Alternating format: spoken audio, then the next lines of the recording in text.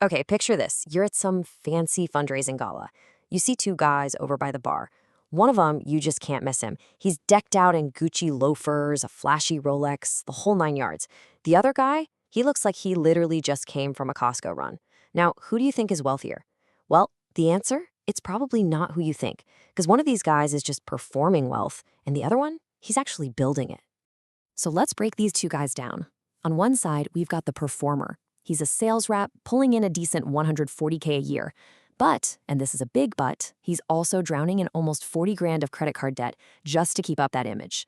Then you have the accumulator. This guy, he owns a plumbing supply company, has a net worth of over $8 million, and he drives a 7-year-old truck. You see the difference? One looks rich, the other one is rich. And that's the crazy part, right? At that gala, everybody was fawning over the performer, the guy who was, for all intents and purposes, broke. And meanwhile, the actual multimillionaire in the room, our accumulator, was totally invisible. And you know what? This exact scene plays out all around us every single day. And this brings us right to the heart of what we're talking about today, the wealth illusion. It's this super costly mistake we all make of confusing the performance of wealth with the reality of it. So this is the big question we're going to tackle. Why is it that rich people so often look, well, kind of boring, while people who are broke look so expensive? We're going to break down the psychology, the math, and the strategy behind why real wealth is so often invisible. And trust me, it's a lesson worth a fortune. All right, first up, let's get into the psychology of it all, the psychology of status. Why do we feel this deep need to signal the very things we don't have? Okay, so there's this fascinating idea from the Journal of Consumer Research, and they call it status insurance. Just think about it like this. When you're feeling a little shaky, financially insecure, you go out and buy these really visible symbols of success. You know, the Rolex, the designer belt. And it's almost like you're buying an insurance policy against anyone thinking you're low status. But here's where it gets really interesting. The study found that people with unstable status, like our sales rep, they're the ones who crave those big, flashy logos. But people with secure status, the ones who genuinely know they're wealthy, they actually prefer subtle, even unbranded stuff. And that's the key takeaway, right? Once your wealth is real, that need to prove it to a bunch of strangers, it just evaporates. And there's a very practical, even dangerous reason to want to be invisible. Looking wealthy literally makes you a target. I mean, the FBI says that whaling attacks, that's cybercrime aimed specifically at rich people, have shot up by over 60%. It's simple. The more you advertise your wealth, the bigger the target on your back. And this goes right back to our plumbing supply owner. It's such a brilliant real-world example. He figured out that when he shows up looking like a regular dude, contractors give him better prices. So his boring look isn't just a style choice, it's a financial strategy that actively saves him money. Invisibility, it turns out, has a pretty great ROI. And one last thing on the psychology front is just age. Let's be real. Research shows that as we get older, we just care less and less about what strangers think. Now, combine that with the fact that the median age of a millionaire in the US is 62.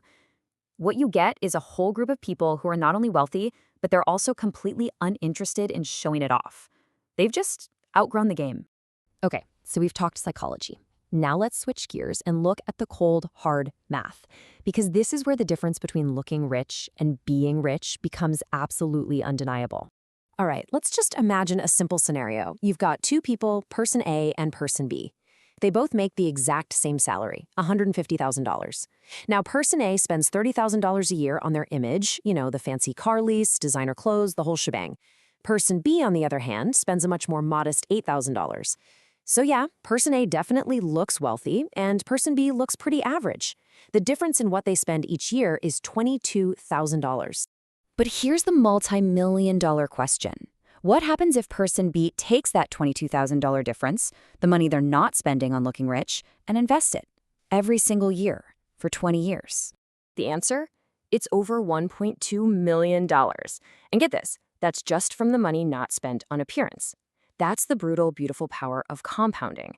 For 2 decades, person A was busy performing wealth, while person B was quietly, invisibly becoming a millionaire.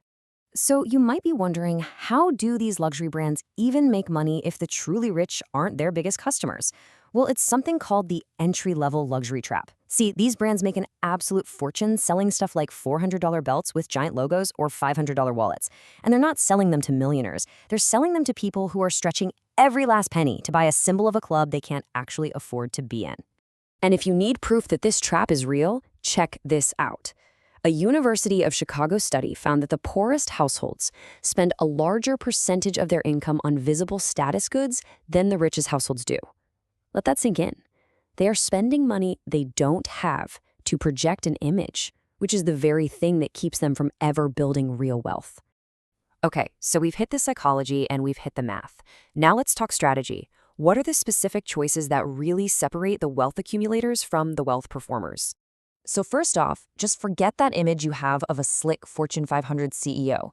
The reality is totally different. The single largest group of millionaires in the US are owners of, well, boring small businesses. We're talking plumbers, landscapers, people who own a few franchises.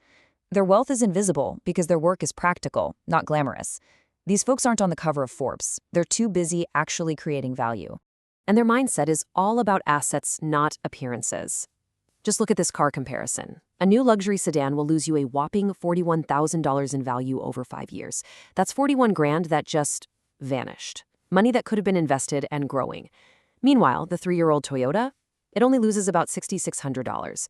Truly wealthy people just hate watching money evaporate like that. They hate losing more than they love showing off. And this really gets to the heart of it. It's about what you choose to optimize for.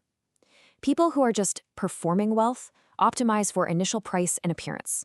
But people who are actually building wealth, they optimize for value retention and functionality over the long haul. And here's the final and maybe the most important piece of the strategy. The wealthy have figured out a little secret about happiness. Research from Cornell backs this up.